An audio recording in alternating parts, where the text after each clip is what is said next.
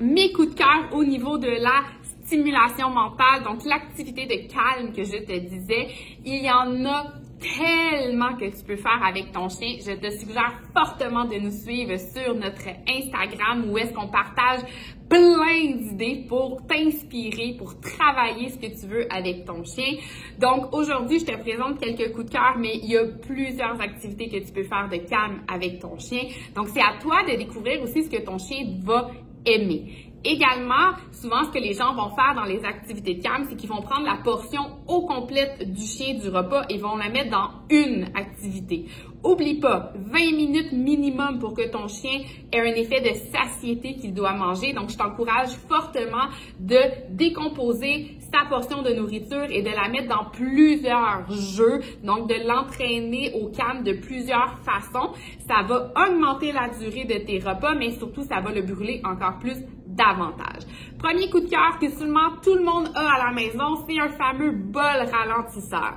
Le bol ralentisseur, je vous avoue que c'est rare que je vais voir un chien qui va vraiment prendre 20 minutes à manger simplement dans le bol ralentisseur.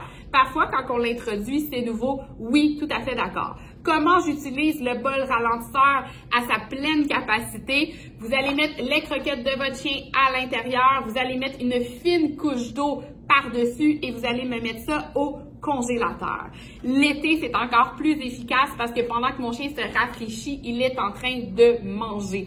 Donc là, on peut parler 45 minutes à 1 heure facile pour que votre chien va faire fondre la glace, il va croquer pour aller chercher sa nourriture. Donc ça, c'est un good to go à avoir sous la main le plus possible.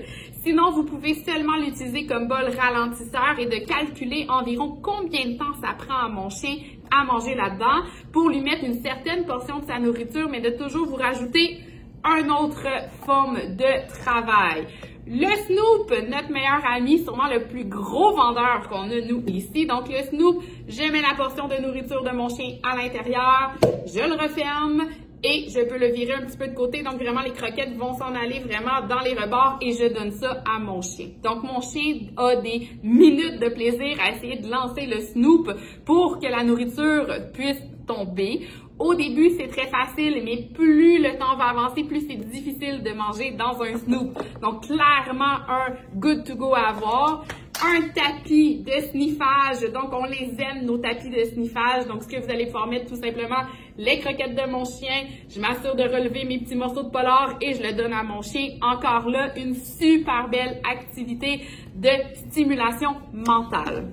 Une autre chose que tu dois absolument avoir à la maison, des tapis de léchage. Donc, les tapis de léchage, on les aime pour les activités de calme, on les aime pour les manipulations, on les aime pour les visites au vétérinaire, on les aime pour toutes sortes de raisons. Donc, comment je peux utiliser mon tapis de léchage?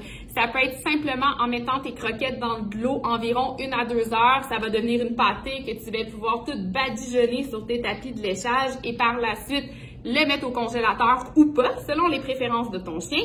Ou une fois de temps en temps, tu peux gâter ton chien avec une belle conserve dessus et lui donner aussi également. Sans oublier le fameux cogne. Donc, le cogne, c'est l'outil que pas mal tout le monde utilise. Donc, le cogne, définitivement, méga coup de cœur. Encore là, avec tes croquettes mouillées, tu vas pouvoir le remplir et le donner à ton chien également. Dis-toi que 1 heure de cogne, ça équivaut à une marche de 3 heures. Donc, c'est un outil qu'on devrait avoir à la maison. Idéalement, toujours un rempli dans son congélateur. Pour les journées de pluie où est-ce que mon chien a un surplus d'énergie, je ne sais pas quoi faire avec, c'est clairement un good to go. Prochaine capsule, je t'explique la dernière partie de ta routine. Qu'est-ce que tu dois faire pour compléter celle-ci pour avoir un chien qui va être calme et t'assurer que toute son énergie va être dépensée.